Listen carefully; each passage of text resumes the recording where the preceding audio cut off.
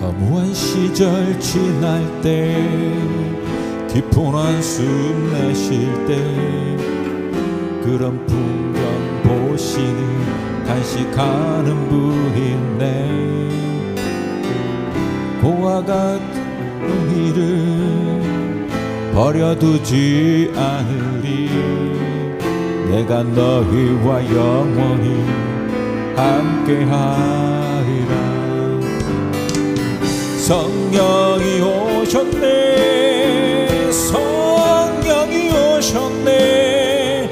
내 주에 보내신 성령이 오셨네. 우리 인생 가운데 신이 찾아오셔서 그 나라 꿈꾸게 하시네. 억눌린 자 갇힌 자 자유함이 없는 자 피난처가 되시는 성령님 계시네. 주의 영이 계신 곳에 참 자유가 있다네. 진리의 영이신 성령이 오셨네. 성령이 오셨네. 성령이 오셨네. 내 주에 보내신 성령이 오셨네. 우리 인생 가운데 신이 찾아오셔서 그 나라 꿈꾸게 하시네. 성령이 오셨네. 성령이 오셨네. 내 주에 보내신 성령이 오셨네. 우리 인생 가운데 신이 찾아오셔서 그 나라 꿈꾸게 하시네. 우리에겐 소원이 하나 있네. 오신 그날까지 우리 가슴에 새긴 주의 십자가 사랑 나의 교회를 사랑케 하네. 교회를 향한 우리 마음 희생과 포기와 가난과 고난 아물며 지금조차 우리 막을 수 없네. 우리 교회는 이 땅의 희망. 교회를 교회되게 예배를 예배되게 우리 사용하소서. 진정한 복에만 오늘 임하도록 우리 사용하소서. 우리에겐 소원이 하나 있네. 주님 다시 오신 그날까지 우리 가슴에 새긴 주의 십자가 사랑 우리 교회를 사랑케 하네. 우리 교회를 향한 우리 마음 희생과 포기와 가난과 고난 하물며 지금조차 우리 막을 수 없네. 우리 교회는 이 땅의 희망 교회를 교회되게 예배 되게 우리 사용하소서. 진정한 부흥의 날 오늘 귀마도록 우리 사용하소서.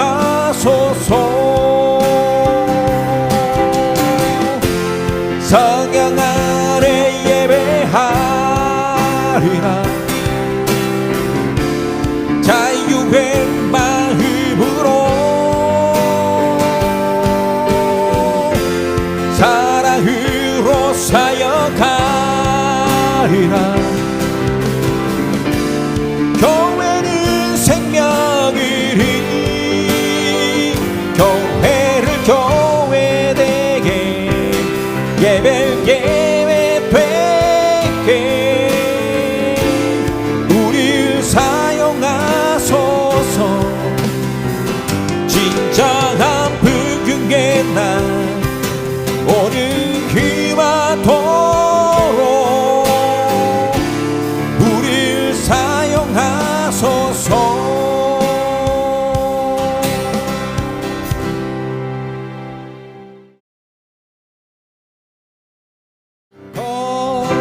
거룩하신 성령이여 우리에게 임하소서. 성령의 불로 오셔서 세상 어떤 마음 태우소서. 손 들고 주를 바랄 때 성령이여 성령이여 성령이여 임하소서.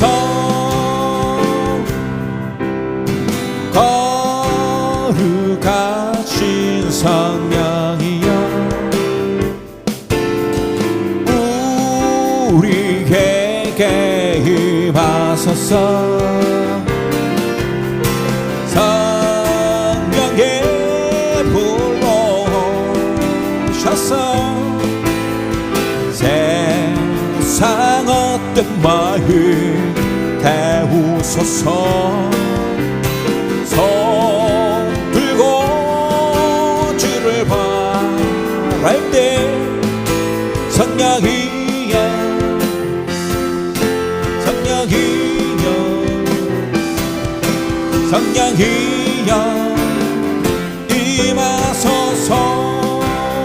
성령의 불로 성령의 불로 오셔서 세상 어떤 마음 태우소서.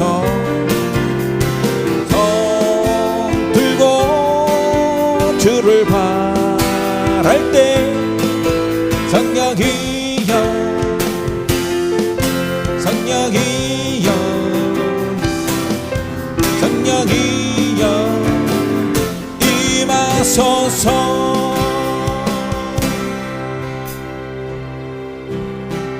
이 세상 어둠 속에서 죽어가는 모든 영혼 세상을 사랑하신 하나님 애타게 기다리시네. 하나님을 멀리 떠나 대적하는 모든 영혼 우리를 부르시는 하나님 오래 참고 기다리네. 인류의 죄를 위하여 하늘의 영광 버리고 땅에 오신 예수님 우리를 구원하시려 멸시와 천대 당하여 어린 양 되신 예수님 이 세상 어둠 속에서 죽어가는 모든 영혼 세상을 사랑하는 하나님 애타게 기다리시네. 하나님을 멀리 떠나 대적하는 모든 영혼 우리를 부르시는 하나님 오래 참고 기다리네. 인류의 죄를 위하여 하늘의 영광 버리고 이 땅에 오신 예수님 우리를 구원하시려 멸시와 천대 당하여 어린 양 되신 예수님 인류의 죄를 위하여 인류의 죄를 위하여 하늘의 영광 버리고 이 땅에 오신 예수님 우리를 구원하시려 멸시와 천대 당하여 어린 양 되신 예수님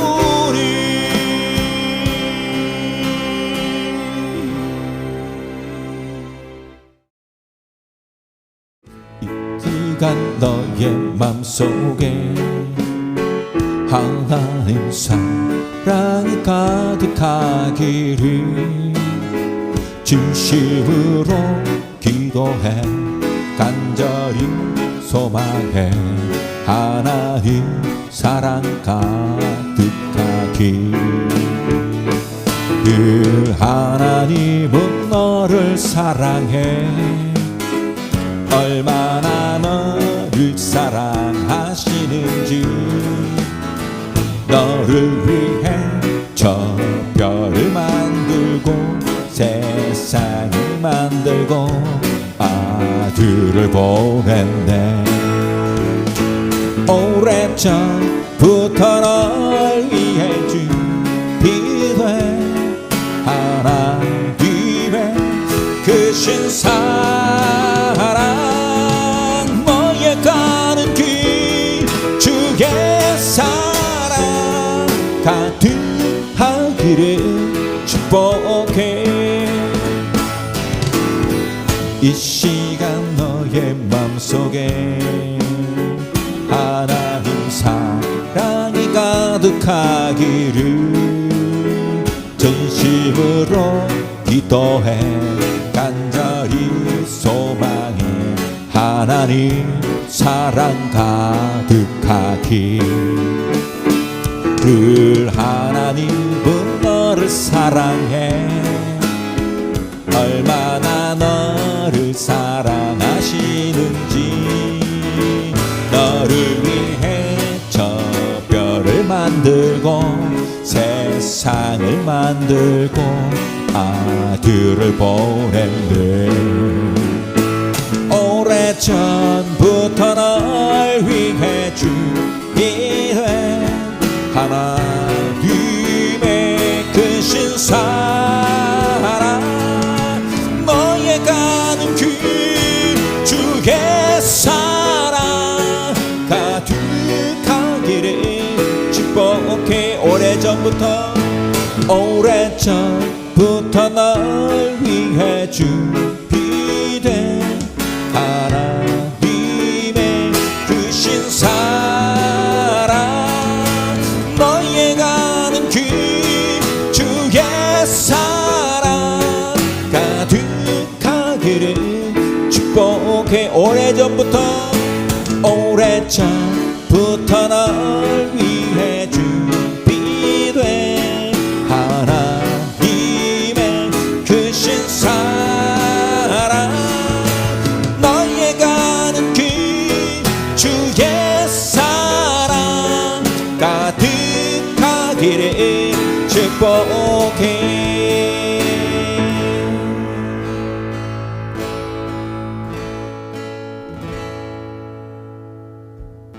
시작됐네 우리 주님의 능력이 내 삶을 다스리고 새롭게 하네. 자유하네. 죄와 사망으로부터 내 삶은 변하고나 충만하네. 은혜로다 주의 은혜 한량 없는 주의 은혜. 은혜로다 주의 은혜 변함없는 신실하신 주의 은혜. 시작됐네 우리 주님의 능력이 내 삶을 다스리고 새롭게 하네. 자유하네. 죄와 사망으로부터 나의 삶은 변하고나 충만하네.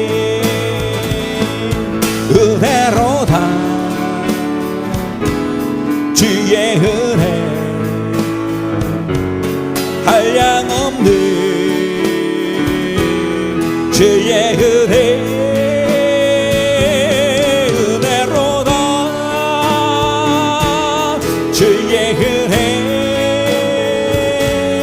변함없는 신실하신 주의 은혜로다. 은혜로다 주의 은혜 한량 없는 주의 은혜. 은혜로다 주의 은혜 변함없는 신실하신 주의 은혜. 우리가 피자 사랑의 피 외에는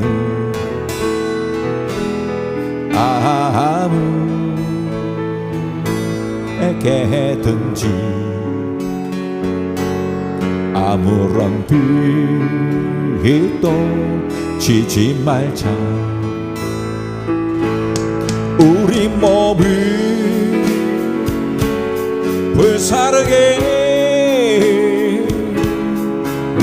내어준다 하여 사랑이 없으면 아무것도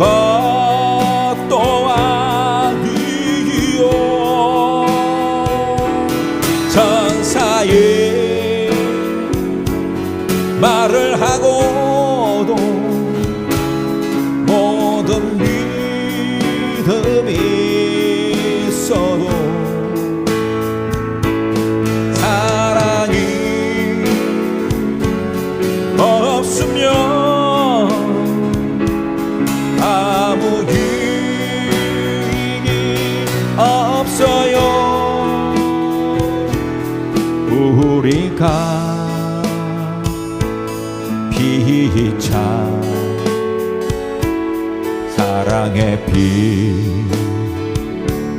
외에는 아무에게든지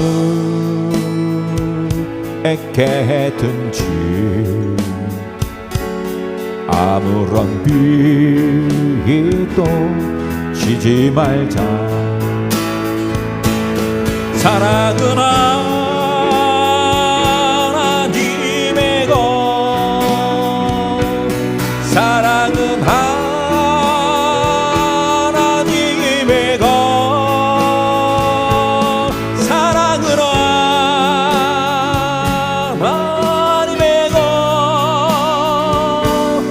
우리 서로 사랑하자. 사랑은 하나님의 것, 사랑은 하나님의 것, 사랑은 하나님의 것. 우리 서로 사랑하자.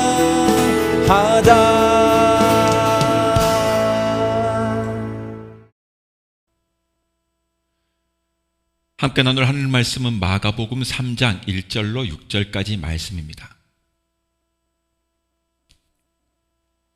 예수께서 다시 회당에 들어가시니 한쪽 손마른 사람이 거기 있는지라. 사람들이 예수를 고발하려 하여 안식일에 그 사람을 고치시는가 주시하고 있거늘 예수께서 손마른 사람에게 이르시되 한가운데에 일어서라 하시고 그들에게 이르시되 안식일에 선을 행하는 것과 악을 행하는 것, 생명을 구하는 것과 죽이는 것 어느 것이 옳으냐 하시니 그들이 잠잠하거늘 그들이 마음이 완악함을 탄식하사 노하심으로 그들을 둘러보시고 그 사람에게 이르시되 네 손을 내밀라 하시니 내밀매 그 손이 회복되었더라. 바리새인들이 나가서 곧 헤롯 왕과 함께 어떻게 하여 예수를 죽일까 의논하니라.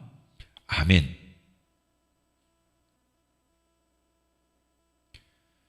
오늘은 마가복음 3장 1절로 6절 말씀을 통해서 어느 것이 옳으냐 하는 제목으로 말씀 함께 나누겠습니다. 귀한 은혜가 있기를 바랍니다. 살다 보면 진리를 얻을 것이냐 아니면 도리를 지킬 것이냐 선택을 해야 할 순간들이 있습니다. 이윤을 남기는 것이 더 중요한 현대 사회에서 흔히 가성비 좋은 제품을 찾고 소비가 적고 손실이 적은 것들을 우선시하다 보니 때로는 인정이 없다 하는 그런 소리를 듣고서라도 진리를 선택하게 됩니다.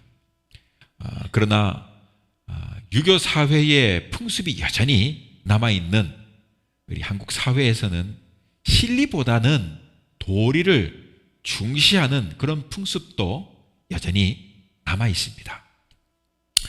생명을 살리는 일이라는 것은 어떤 것일까요?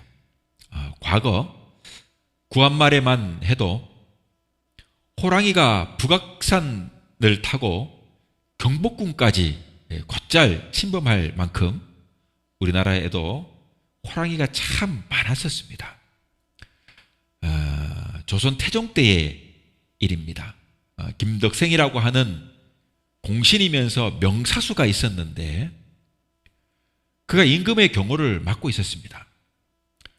어느 날 그 태종이 후원을 거니는데 호랑이가 그 발소리를 죽이면서 접근해 가는 것을 본 겁니다. 그러자 김덕성이 단 한 발로 명중시켜 위기 일발에서 임금을 구한 것입니다. 자, 그렇게 되니까 이미 공신인데 두 번씩이나 공신이 될 뻔한 이 김덕생이 오히려 이 호랑이를 죽인 이유 때문에 대역죄인이 되어 버렸습니다. 아무리 임금이 위기에 처했더라도 임금을 향해 활을 쏜다는 것이 한마디로 말하면 시해 행위, 이것에 해당된다는 그 조정 대신들의 그 법리론이 우세했기 때문입니다.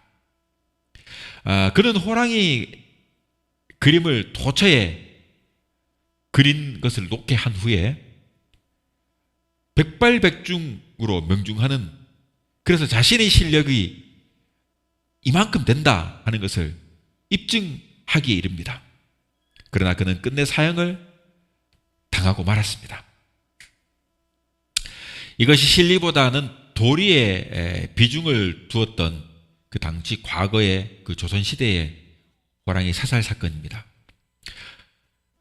인도에 가면 그 벵골 지방에 그 밀림에 인도에는 그 호랑이가 벵골 호랑이가 있습니다. 자, 그런데 이 벵골 지방 그 밀림에서 두 아이가 놀고 있었는데 그곳에 야생 호랑이가 나타난 것입니다. 자, 이것을 앨런이라고 하는 한 동물학자가 목격을 한 거예요. 이 무서운 맹수인 줄 알았더니 이 아이들이 무서운 맹수인 줄도 모르고 이 두 아이가 함께 올려가지고 호랑이와 함께 엎치닥뒤치닥 하면서 놀고 있는 겁니다. 그런데 호랑이의 힘이 얼마나 좋습니까? 그 앞발을 가지고 툭 아이를 건드렸더니 한 아이가 밀려가지고 그만 넘어지고 만 겁니다. 그러니까 넘어져서 울기 시작해요. 그러니까 이 아이가 우니까 다른 한 아이가 작은 막대기 하나를 가져다가 주어서는 호랑이의 머리를 툭툭 친 겁니다. 왜 때렸냐? 왜 밀어 넘어뜨려가지고 울게 하냐? 툭 친 거예요. 그러니까 이 작은 막대기 하나를 툭툭 쳤는데 이 호랑이가 힐끔힐끔 어떻게 해요? 이 아이를 보는 겁니다. 사실 일촉즉발 같이 느껴지지 않습니까? 이제 지금 자기가 이게 툭툭 쳤으니까 호랑이가 확 잡아먹어도 할 말이 없는 거지 않습니까? 그런데 호랑이가 자기를 툭툭 치니까 이 아이를 힐끔힐끔 보더니 뒤돌아서서 그냥 밀림으로 돌아가 버렸어요. 이런 사례를 들고 보면서 이 앨런이라는 학자는 호랑이가 1천여 마리가 있으면 그 가운데 사람을 해치는 식인 호랑이는 고작 한 3마리꼴에 불과하다, 많지 않다 라고 말한 것입니다. 한 25년 정도 전쯤에 경남 진주의 자그마한 그 남강 쪽 그쪽에 그 댐 쪽에 그 동물원이 있는데요. 그 동물원에서 있던 호랑이 한 마리가 뛰쳐나가 가지고 동물원 주변을 배회하게 된 겁니다. 이 호랑이가 바로 그 벵골 지역, 인도 벵골 지역의 이 호랑이입니다. 암호랑이였는데, 그래서 이 호랑이가 뛰쳐나가니까 경찰관들, 경찰관이면 소방관이면 긴급하게 무장한 이 경찰관 20명이 이 호랑이를 잡겠다고 이제 뛰쳐나간 겁니다. 무장해서. 그리고 마침 발견을 한 겁니다. 그래서 그 호랑이를 발견한 즉시 6발을 쏴가지고 죽여버렸습니다. 사살했어요. 여러분, 이 우리를 뛰어넘은 이 호랑이가 한 1천여 마리 중에 한마디로 말하면 사람을 잡아먹는 식인 호랑이 고작 한 3마리에 불과하다는 그 정도에 속한다고 해도 그냥 마취총으로 쏴가지고 혹은 망을 쳐가지고 생포할 수도 있었지 않겠습니까? 그런데 이러한 노력도 없이 날뛰거나 질주하는 것도 아닌 이 호랑이를요, 그렇게 집중적으로 사격할 필요까지는 없었을지 모를 일이지 않습니까? 아무튼 그 태종 때의 호랑이 사건이 도리의 과잉이라고 하면 도리에, 그래서 김덕성이 임금을 시해하려 했다는 이유만으로 죽였다고 하는 이 도덕이라고 하는 것에, 도리라고 하는 것이 과잉이라고 하는 교훈을 남겼다면, 이 진주의 호랑이 사건은요, 실리도 얻지 못하고 도리도 얻지 못한, 두 군데 다 챙기지 못한 생명 파괴와 이기주의의 과잉이라는 교훈을 남기는 사건이다라고 할 수 있을 것입니다. 자, 오늘 본문의 이 핵심 구절이라고 하면 아무튼 생명을 구하는 것과 죽이는 것 중에 어느 것이 옳으냐 했던 예수님이 하셨던 이 말씀이라고 할 수 있습니다. 생명을 구하는 것과 죽이는 것 중 어느 것이 옳으냐. 이 오늘의 본문의 이야기의 배경은 예수님께서 안식일 날 회당에서 한쪽 손마른 불구가 된 사람을 고치셔준 이 사건, 고친 사건, 이것이 문제가 되어서 논쟁이 벌어지는 사건이 오늘 본문이 다루고 있는 이야기입니다. 이스라엘은 언약 백성으로 하나님께서 모세에게 십계명을 주시면서 너희가 이것을 지키면 내 소유가 되고 거룩한 백성이 될 것이다 라고 선언합니다. 그러므로 이 계명들을 어긴다고 하는 것은 하나님과 이스라엘과의 이 계약 관계를 파괴하는 행위가 되는 것입니다. 생명이 되시는 하나님과 언약이 파괴된다는 것은 생명을 잃는 것은 물론 모든 축복마저 상실하는 것이 아니겠습니까? 그렇게 되니까 유대인들은 주어진 이 율법을 철두철미하게 지키고자 율법을 더욱 구체한 것입니다. 십계명이 성문화된 이 십계명을 돌판에 새겨진 그 십계명을 모세가 들고 왔을 때 그 십계명 안에 조금 더 잘 지키기 위해서 쪼개가지고 더 세밀하게 율법을 완성하게 된 겁니다. 그러니까 오늘 이 본문에서 문제가 제기되는 것은 그 마치 헌법, 십계명이라는 게 헌법이면 그 밑에 이제 그 율법이 있지 않습니까? 민법, 헌법, 사법 있는 것처럼 쪼개가지고 막 이렇게 법률을 만들었지 않습니까? 그럼 이 헌법적으로 본다면 십계명이 아니겠습니까? 그러니까 마치 헌법을 위한 거죠. 그래서 오늘 본문의 문제가 제기되는 이 십계명은 어떤 거냐면 그 많은 계명, 10계명 중에서 4번째 계명에 해당하지 않겠습니까? 안식일을 기억하여 거룩히 지키라. 안식일에는요, 그래서 모든 일이 금지되었어요. 그래서 그들은 그 안식일을 철저하게 지키기 위해서 조금 더 세밀하게 법을 만듭니다. 그래서 병을 고치는 것 역시 이 안식일에 금지하는 것에 간주되는 일이었습니다. 자, 유대의 율법은 이 일에 대하여 아주 명확하게 또는 상세하게 정의합니다. 의학적인 행위는 생명이 위협했을 때만 주어졌어요. 자, 몇 가지 예를 든다면 만일 벽에 사람이 지나가는데 이 벽이 무너집니다. 그러면 그 사람이 먼저 막 모여들어요. 안식일에. 사람 주변 사람이 모여들 거 아닙니까? 그래가지고는 이 사람이 죽었는지 살았는지 탁 살펴봐요. 그렇게 무너져 있으니까 벽을 막 치울 거 아닙니까? 그래서 이 사람이 살았는지 죽었는지 먼저 찾아보는 거예요. 벽을 막 치워야죠. 얼굴 보고 상황 보고. 그래가지고는 그 사람이 죽었는지 살았는지만 알아볼 정도만큼 벽을 탁 치워놓는 거예요. 살아있으면 그냥 가는 거죠. 근데 만일 그 사람이 살아있으면 이렇게 가는 거예요. 구원할 필요가 없어요. 근데 이 사람이 만일 죽으면 그 시체를요, 다음 날까지 그 자리에 그대로 그냥 방치해버려요. 심지어는 뼈가 부러져요? 치료받지 못해요. 그 사람을 살려놔도 치료받지 못해요. 그리고 뭐 손발이 이렇게 막 삐어도 막 찬물을 붓지도 못해요. 손가락이 벤 상처에는 고약도 바르지 않고 붕대도 감을 수 없어요. 고약도 바르지 않고 붕대만 감을 수 있는 겁니다. 즉 뭐예요? 대개 상처는 그것이 악화되기를 방지할 수는 있었으나 좋아지게 할 수 없었다는 거예요. 엄격한 정통파의 그 유대인들이 그 안식일에 대한 견해를 이해하는 최선의 방법은, 이 엄격한 유대인은 안식일에는 자기의 생명마저도 지키려 하지 않았다 하는 것입니다. 마카비 전쟁에서 유대가 이 방위전을 패했을 때 그 유대의 반란군 몇 사람이 동굴로 도망갔습니다. 그때 이 수리아 병사들이 이들을 추격합니다. 그리고 그들을 유대인들에게 항복할 기회를 줬어요. 그런데 그 유대인들은 응하지 않습니다. 유대의 역사가였던 요세푸스는 다음과 같이 이 사실을 말하고 있어요. 뭐라고 하냐면 그들은 안식일에 유대인들과 싸웠다. 수리아인들은 안식일에. 그리고 그들은 동굴 속에 있는 유대인들을 불태워 죽였다라고 말합니다. 유대인들은 동굴의 입구를 막으려 들지도 않고 저항하지도 않았다라고 서술하고 있습니다. 유대인들은 그날에 자신들이 지키는 것을 거부했다는 것입니다.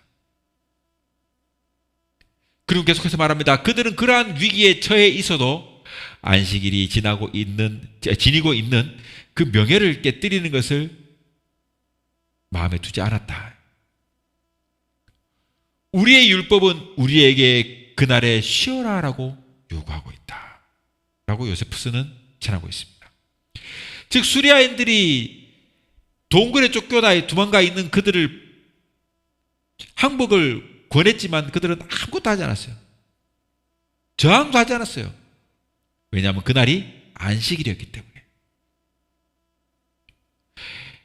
AD 80년경에 로마가 유대를 완전히 멸망시켰을 때 로마 장군 디도가 예루살렘을 완전히 포위했을 때입니다.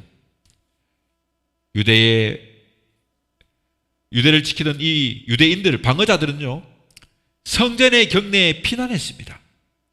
자, 디도는요, 그러니까 그보다 높은 작은 산을 구축합니다. 그리고 그 위에서 공격을 하도록 공사를 진행합니다.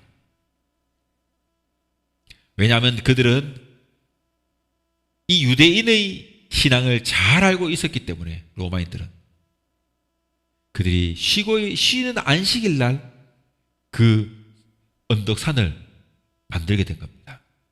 그렇게 공사를 한 거예요. 그런데 유대인들은 자신들을 지키기 위해서 손을 들려 하지도 않고 적군의 그 작은 산을 구축하는 일을 방해하려고 하지도 않는 것입니다. 왜입니까? 그날이 안식일이니까. 결국 예루살렘은 디도에 의해서 완전히 불타버리는 거예요. 그때 성전이 완전히 불타고 사라집니다. 이런 결과로 알듯이 로마는요, 유대인들을 너무도 잘 알고 있었습니다. 그 한 예로 로마인들이 처음에는요, 징병제도를 그들이 채용하고 있기 때문에 처음에는 유대인들을 다른 식민지 국가와 마찬가지로 똑같이 징집을 했어요. 의무적으로 우리나라처럼 징집을 한 거예요. 그런데 나중에 가서는 유대인들을 병역에서 면제하게 됩니다. 다른 식민지 국가나 이런 데서는 다 징집을 하는데 유대인들이 징집을 하지 않게 돼요. 왜냐하면 이 엄격한 유대인들이 전쟁이 났는데 징집이 돼가지고 군인이 돼가지고 갔는데 전쟁터에서 안식일 날 되면 싸우려 하지 않거든요. 그러니까 이들을 데리고 있으니까 오히려 문제가 있고 피해가 있게 되는 거예요. 이처럼 여러분 유대인들이 그 안식일에 대한 철저한 그리고 엄격한 율법 준수 관념은 결론적으로 안식일 자체를 절대화시키거나 신화화시키는 것으로 여러분 이것은요 예수의 말씀에 정면으로 배치되는 것이다 라고 할 수 있는 것입니다. 마가복음 2장 27절 28절에 보면 또 이르시되 안식일이 사람을 위하여 있는 것이요 사람이 안식일을 위하여 있는 것이 아니니 이러므로 인자는 안식일의 주인이다 그랬거든요. 안식일의 주인이 바로 예수님이다 이 말인 거예요. 안식일은 우리를 위해 있는 거지 여러분 사람이 안식일을 위해 있는 것이 아닌 거예요. 안식일보다 귀한 것이 그러므로 생명이다. 생명을 살리는 것이다. 그런데 유대 종교 지도자들이 예수가 이 안식일을 지키는가 이 눈여겨 살펴보기 위해서 그 여부를 살펴보기 위해서 지금 있는 거 아닙니까? 그러나 예수님께서는 법보다가 더 중요한 것, 이런 안식일을 지켜야 되는 이 율법보다 더 중요한 것이 뭐예요? 예수님의 입장에서는 생명을 살리는 것. 그래서 손 많은 사람을 한가운데 일어서게 하시고 그렇게 해서 여러 사람들에게 묻습니다. 오늘 본문에 안식일에 선을 행하는 것과 악을 행하는 것, 생명을 구하는 것과 죽이는 것, 이 중에 어느 것이 옳으냐 그렇게 묻는 것입니다. 안식일이라도 병든 사람을 내버려 두고 안식일을 지키는 것이 옳으냐 하는 질문, 이런 질문을 함으로써 사람들이 율법이라는 거 하는 법리론을 내세워가지고 도리에 비중을 두지 않고 안식일에 생명을 구하는 것이 옳으냐,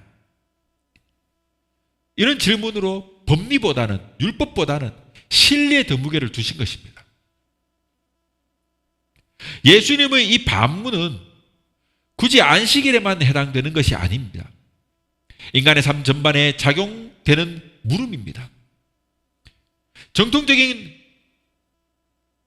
관념을 사실상 예수님은 이 물음을 물음으로써 다른 날과 안식일을 구분하려고 했던 이들의 전통적인 관념, 이것을 완전히 철폐해버린 것입니다. 예수님이 안식일의 특수성을 철폐해버린 것은 오히려 그렇게 함으로써 그날의 의미를 모든 날의 삶 전체에 확대시킨 것이 되는 것입니다. 안식일이든 아니든 사람의 생명을 살리는 이 일은 어느 때 어느 장소든 막론하고 거룩하며 옳은 것이다.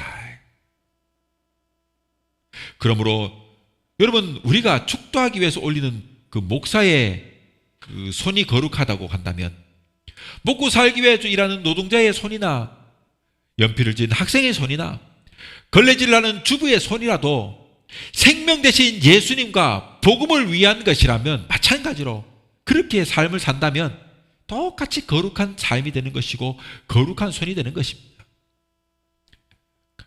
그래서 오늘 본문 마가복음 4장에 보니까 안식일에 선을 행하는 것과 악을 행하는 것, 생명을 구하는 것과 죽이는 것, 어느 것이 옳으냐, 그렇게 말씀하시는 것입니다.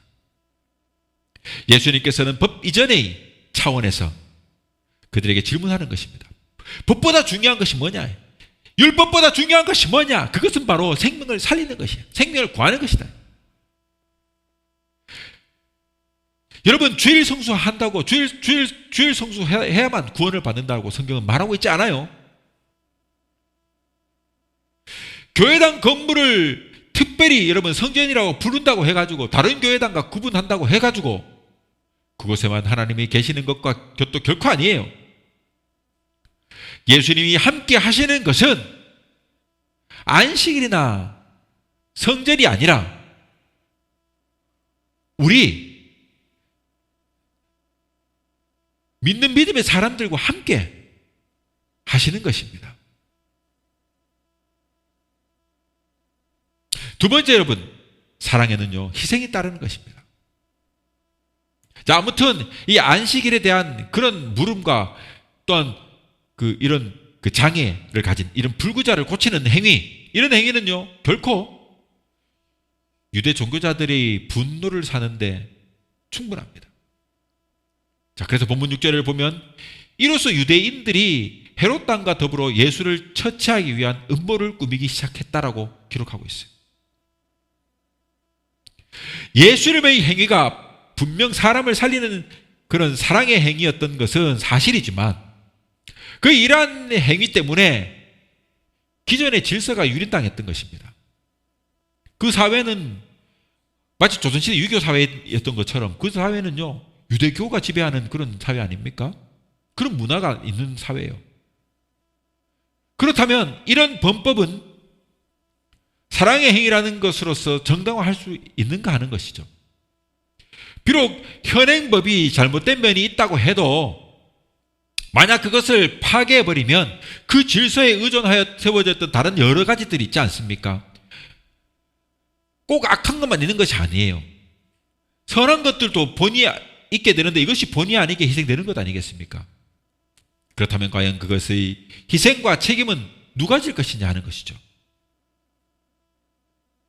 자, 이런 문제들을 제기해 놓고 보면 예수님이 당시 많은 사람들이 지켜보는 가운데서 병자를 고치는 이런 사랑의 결행했다는 것, 이것은 실로 여러분 그것이 얼마나 비장한 결심, 비장한 결단이었는지 우리가 새삼 느끼게 되는 것 아니겠습니까? 결국 유대인들은 예수님이 이렇게 손 많은 사람을 살리는 이 행위를 보면서 그를 죽일 모의를 하게 된 것 아닙니까? 예수님께서 기존의 윤리와 질서를 파괴했기 때문에 이들의 입장에서는 너무나 여러분 당연한 것 아니에요. 예수를 잡아가지고 죽일 음모를 꾸미는 것. 왜냐하면 그들은 지금 현행법을 우리 사회를 기본적으로 이렇게 깔고 있는 그런 어떤 윤리관들을 송두리째 깨트려 버렸으니까요. 너무나 당연한 건 아닙니까? 그러나 여러분, 무책임한 사랑은 사랑이 아닙니다. 책임질 각오가 없는 사랑은 감상일 뿐 사랑일 수가 없는 것입니다. 그럼에도 사랑마저도 다른 것을 희생할 권리는 없는 것입니다. 그러나 불가피하게 다른 것을 희생할 수밖에 없는 현실이라면 마땅히 그 희생에 대한 책임을 질 각오가 필요합니다. 예수님이 만일 그 손마른 자를 살리기 위해 이 안식일법을 범했을 때 그 결과 죽음에까지도 이를 수 있다는 이 각오를 하지 않았다면 그것은 한낱 무책임한 행위에 불과한 것 아니겠습니까? 즉 예수님은 내가 이 일을 벌일 때 장차 있게 될 모든 상황들을 각오했다는 것이에요. 예수님이 그 당시 그런 결단을 하면서 실제 어떤 생각을 했을지 우리는 알 수 없습니다만 아마도 그렇지 않겠습니까? 그러나 복음서 기자들은 예수의 그 행위가 바로 그의 그 죽음의 이유 중 하나였다는 사실을 분명히 그래서 밝히고 있는 것입니다. 동시에 그는 그 행위를 숨어서 한 것이 아니고 마치 거기에 따르는 모든 책임을 홀로 짊어지려는 그런 자세로 자신을 적대시하는 적대자들과 모든 사람들이 지켜보는 앞에서 드러내놓고 지금 하고 있는 것 아닙니까? 여러분, 우리가 사랑을 내세우려면 나의 행위로 인해 누군가 혹은 무언가 희생될 것을 알아야 하는 거예요. 그리고 그 희생에 따르는 책임도 질 수가 있어야 되는 것입니다. 여러분, 저 바리새인들에게 있어서 종교는요, 커다란 의식이었습니다. 그것은 어떤 규칙, 법칙, 그리고 규율을 복종하는 것을 뜻하는 것입니다. 그러나 예수님은 이런 규율을 깨뜨렸습니다. 그래서 그들은 예수님이 악인이라고 확신한 겁니다. 저놈은 분명히 악한 놈이야. 왜냐하면 우리가 지키고 있는 이 규율을 깨뜨리고 있으니까. 그들 입장에서는 예수는 악인인 거예요.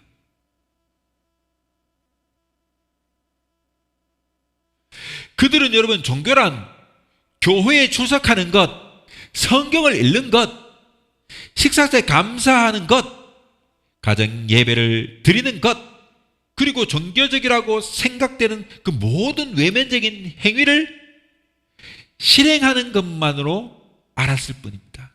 그들의 눈에는 그것이 종교이고 신앙이고 행위입니다.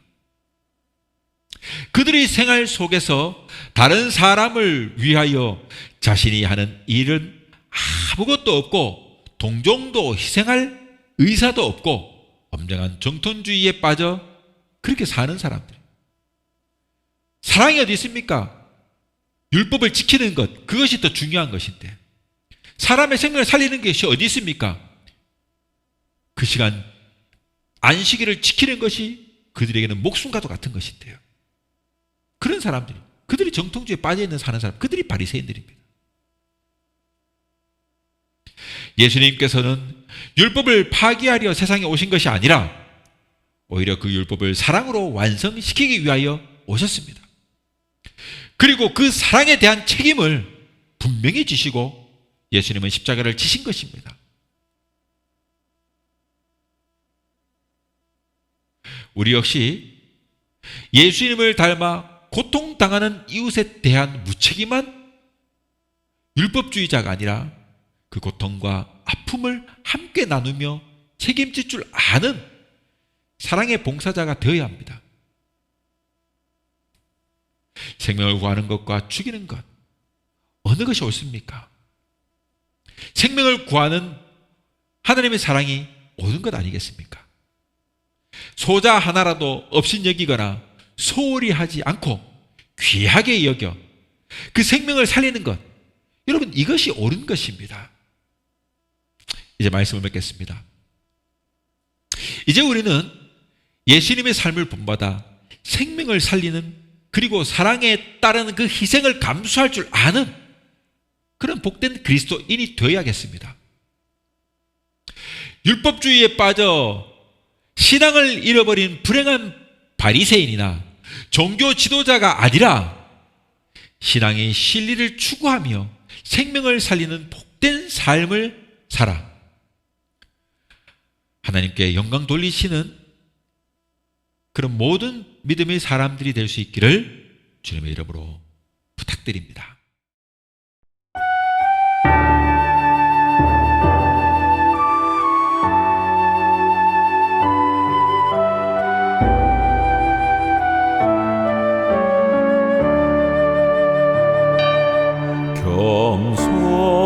겸손하게 하소서. 인내하게 하소서. 주 따르며 살기를 간절히 나 원하네.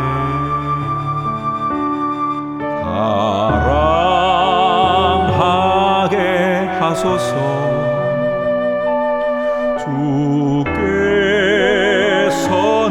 날까지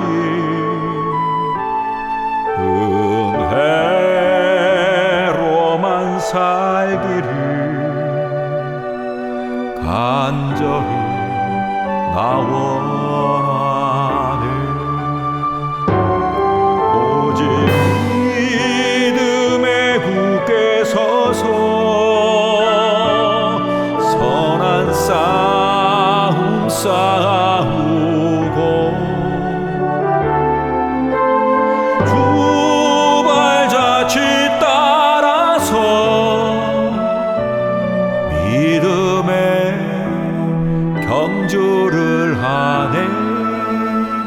은혜로만 살게 하소서. 십자가 은혜로만 주 앞에 설 그날까지 믿음으로 나서기를.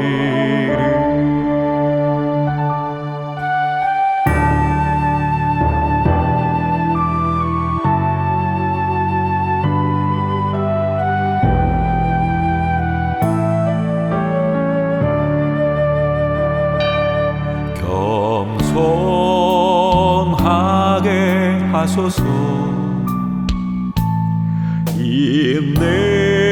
인내하게 하소서. 주 따르며 살기를 간절히 나 원하네. 사랑하게 하소서. 주께서는 날까지 은혜로만 살기를 간절히 나 원하네. 오직 믿음에 굳게 서서 선한 싸움 싸우고 주 발자취 따라서 믿음의 경주를 하네. 은혜로만 살게 하소서. 십자가